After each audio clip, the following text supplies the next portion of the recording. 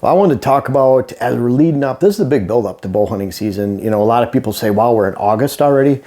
I mean, bow season is right around the corner for us in Minnesota, Wisconsin. It's mid-September. Some of you, it opens on September 1st, and for a lot of you, October 1st. So it's right around the corner. And that means we need to be shooting our bows a lot. And I wanted to deliver the #1 bow hunting practice tip that it's helped me the most throughout the years. Kind of helped me the most without even knowing it, because back in the late 80s into the 90s, I began shooting field and hunter rounds, MAA, NFAA rounds, where I'm shooting out to 90 meters. And so you're shooting these great distances at 50, 70, 90 meters, or I'm shooting the field and hunter out to 80 yards. You quickly learn that your mistakes are magnified greatly at those distances. And it always helped me to shoot these great distances. And I think it really helped you going into the season. I wanted to share something, you know, when it comes to talking about stretching your archery limits. It's an article on mine. You can look it up. It's simply titled, "Stretch Your Archery Limits for Bow Hunting Success." I put this on my website, which I have over 600 videos on my website, on February 10th, 2012. What that means is I wrote it between 2008 and 2010. And then that's when I took all the articles I had, about 80, 90 at that time, and put them on my site, on a brand new site. So they all uploaded at that time. So if you're looking at my site, you see a lot of that. I didn't write 80 articles on February 10th, 2012. They were from before. I wanted to read something. I was just reading through this for whatever reason. But I wrote this at the end. "I have to warn you though, be prepared to go through a lot more arrows when you shorten your distance back down to 20 yards. After just a couple weeks, you will find that your newfound skill level will help you to jam those arrows into tightly packed arrow crunching groups. Stretch your archery limits for bow hunting and have some fun." Because ultimately, watching the flight of the arrow at that distance is incredible. It's fun to shoot that far. And really, you know, it goes back to, I played a lot of sports, grade school, junior high, high school, and even after high school. Played a lot of sports, and we always found that, and it was just always the same, as you played to your level of competition. And so we played better teams, we played better as a team, whether it was soccer, baseball, softball, whatever I was playing throughout those years. Played it all throughout those years, actually, all those years. But you always played better when you played better competition, and that's no different with bow hunting or archery. You're trying to set your expectations. In the article I talk about, when I was 7, I got my first bait caster, and I would actually practice, or it was at a young age anyways, but I would actually practice casting into a bird feeder that my brother had made in grade school, and it was wood, and I would just keep casting with lead weight.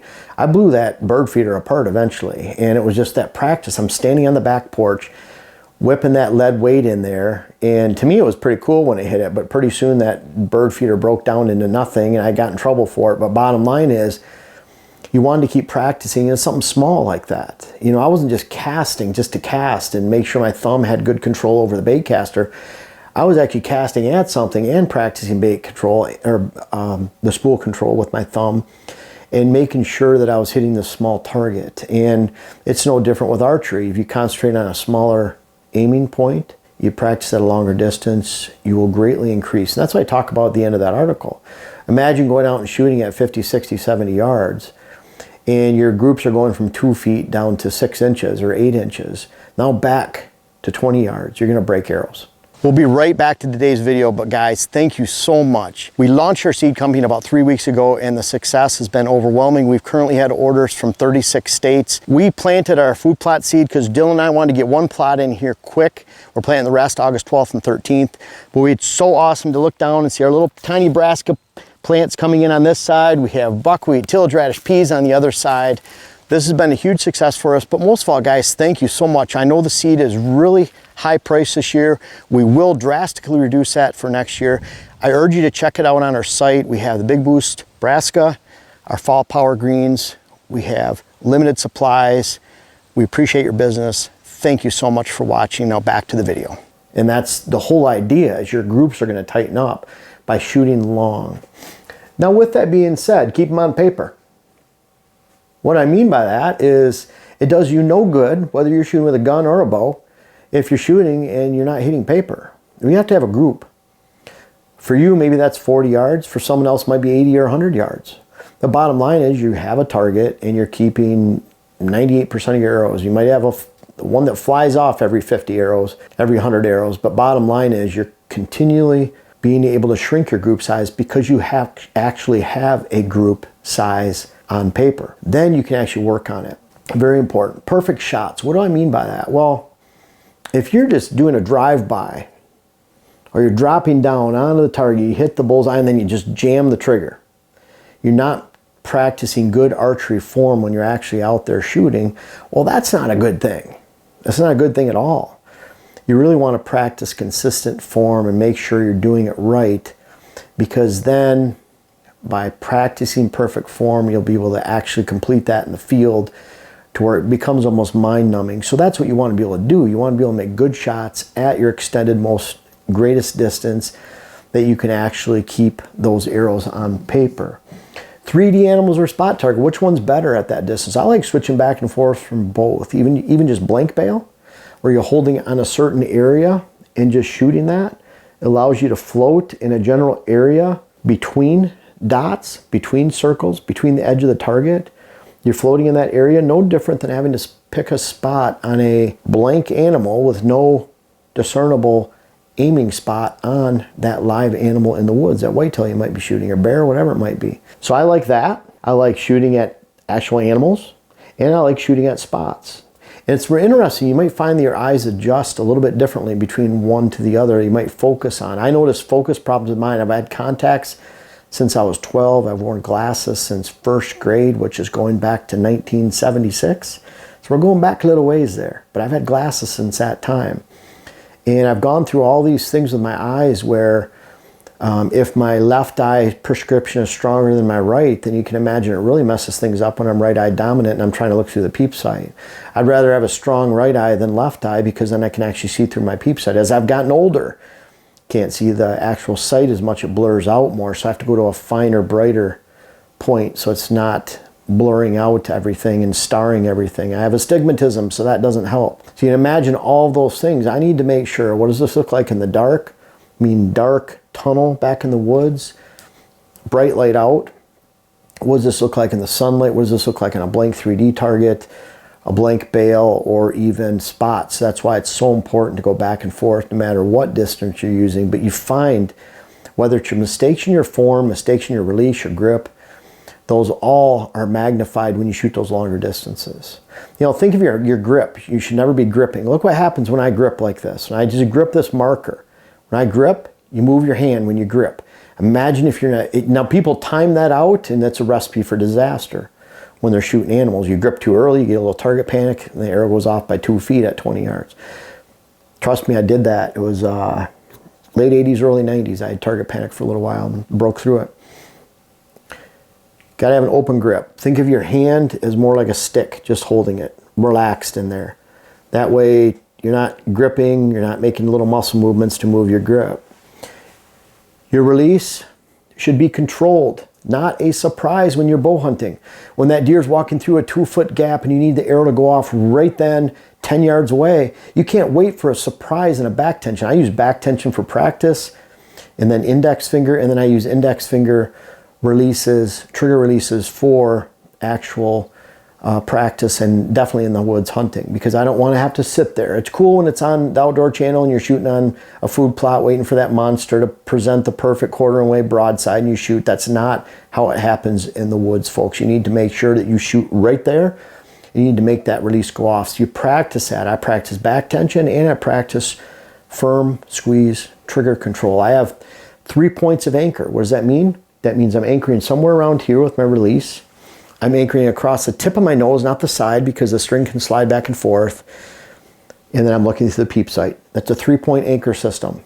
Tip of nose, through the peep sight, and back here. That keeps you locked in. Doesn't matter how much clothing you have on your face, you know, face mask, anything like that. You're always locked in. Doesn't matter if you're shooting up or down, you're always locked in.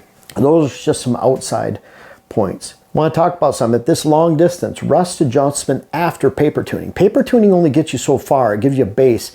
Think about paper tuning sometimes is it can almost produce a knuckleball. You're shooting this perfect clean tear and that arrow is coming out of your bow perfectly straight. It can only get worse from there, not get better. I always like actually the best shot in shooting those long distance at a professional level, I liked when my tear was like this, and then I had those veins out like that, and you can see just a little oblong tear. That means that arrow is actually coming out a little bit away from the bow and high, and then it has to correct. The point stays in the same spot. It's not coming out like a knuckleball. And the reason I say that is what you'll find is you rest adjust at long distances. So you're shooting in your groups, you think, boy, I think I can do better. I think I'm shooting better than my groups are indicating. And a lot of times, always our bow can shoot better than us. That's bottom line. Is if you put it in a shooting machine, it's amazing how tight those arrows pack in 100 yards. But we talk about forgiveness and moving that rest back and forth. You're shooting at long distance at 80, 100 yards, 60 yards, 50 yards, whatever your limit is. And you're shooting, what you find is you take your rest and you make little minuscule adjustments. You're talking clicks, and most rests with a micro adjust rest, it's a very fine amount of movement. I mean, literally you're moving, you just moved your rest this much, left to right, and that was 10 clicks. And what you find is you move, make it big. Go 10 clicks one way to the right, 10 clicks to the left. What you'll find is you'll see your group starting to tighten. So if you move it 10 clicks to the left and it's a tighter group and you shoot it for a while, maybe you shoot it a couple days, shoot it back to the right. You move it right 20 now. That means you went past center, another 10, they open up. That means you start back at center. You know it improved going to the left 10 clicks. Now go out 15, go out 5 more. Does it improve or get worse? Go back to 5 clicks from center. Did it get better or worse? It's kind of like going to the eye doctor. Better or worse? Better or worse? And they keep showing the same E there. Is it blurry, more blurry, less blurry? That's what you're doing, but you're fine tuning your rest. You know what's crazy when you do that? You start out with a bullet hole tear, and then you shoot long distance. You get your arrows packing in. You go back to the drawing board when it comes to paper tuning, and you'll find your paper tune is off. A lot of times it comes down to that oblong hole where it's shooting just a little bit up or down. So that's what I like to do at long distance. When you're shooting 20 yards, it doesn't really, you're not going to notice that much of a difference. Really, you have to be able to notice the difference between shooting 54 spots out of 60, meaning a quarter size spot at 20 yards, and 60. You're not going to really notice if you're shooting 47 spots, 46, and occasionally out of the bullseye versus 51. Those are very fine improvements, but you'll notice that at 60 yards or 80 yards. So it's something you can do. You rest, adjust after paper tuning. It's something you've been doing for 25 years. It works really well. Distance greater than draw weight. What do I mean by that? So many archers during the summertime are working on improving their draw weight. We need to forget about draw weight. That's something you can tell your buddies. I'm shooting 75 pounds, 70 pounds. Well, good for you. How long can you hold back? How's your accuracy at 60, 70 yards? How can you draw back? Can you draw back? Make a straight draw back without moving. All those should be taken care of because you just set your draw weight appropriately and work on increasing your distance and accuracy over your draw weight. If you can do both, good for you. Not a big deal. I don't care if you shoot 70, 75 pounds, but I want to see your groups at 60, 70, 80 and how have they gotten better since you spent all this time, enough time to move your bow weight up from 68 pounds to 78 pounds. That develops so many horrible repeated patterns in your head of poor form. Imagine you're shooting high weight and you're starting to get fatigued. You're really shaking. You're getting off target. You're forcing shots. You start to develop bad habits that are really hard to break. Sometimes I've seen people work a lifetime to break them, and they can't break them. That really literally can happen, especially the more you shoot. If you're trying to increase your draw weight, you shoot all these arrows the wrong way going back to, you need to make perfect shots. You need to have good shooting form. So distance and being able to shoot greater distance and tighten your groups is much more important than draw weight. We're shooting whitetails, for goodness sakes. We're not shooting muskox or water buffalo in Africa. All our bows that we have, whether it's 45 pounds to 70, are overkill for whitetails and arrow and broadhead. And if you think that you can change to a certain type of broadhead or arrow to keep from the 7 out of 10 deer that you wounded over the last 20 years, whatever it might be, you're very sorely mistaken. It boils down to correct placement of the shot, knowing your shot, knowing which way the animal's facing, taking appropriate shots for your distance. And someone shooting, there's people out there that shoot 40 yards, and there's someone over here saying, oh, it's terrible. I'd never shoot over 20 yards. But they shoot half as good as that person shooting at 40 yards. So think about that. It's driving in snow. There's people that drive in snow all the time in northern regions. Imagine someone's comfort level that drives in snow for 4 months versus someone that lives in Tennessee and gets snow 3 times a year, wet snow, and they go out and drive on it. That person on that snow that's used to doing that could probably drive twice as fast safely, more safely as that person that drives half speed on snow where they don't do that very often. It's the same with shooting archery. Someone at 40 yards can be a lot more proficient at someone at 20. So trying to get these numbers out of your head, especially draw weight, overall distance, make sure you shoot distance appropriately. And finally, try to do this all while you're taking a seat.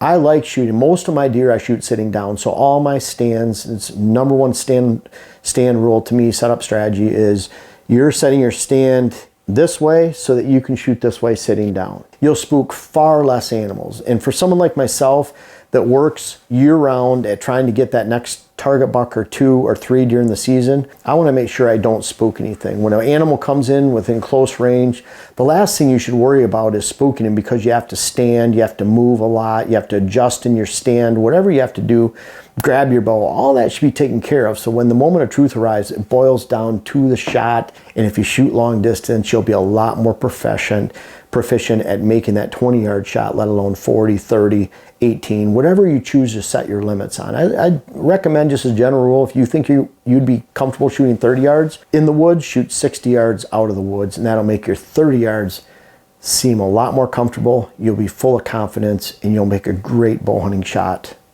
this fall and beyond. Folks, I want to make sure you check out my web class video series, whether it's how to design your food plot program or how to design your property in general. And we have a new one coming out that'll be how to hunt the rut. But these bucks back here are a testament. Some of these bucks go back to 93. They're even in different states. I urge you to check out those web classes so that you can help yourself, help your land, help your hunt. The link is in the description. And also for those that have tried them out, I encourage you to offer some feedback in the comments below. Thank you.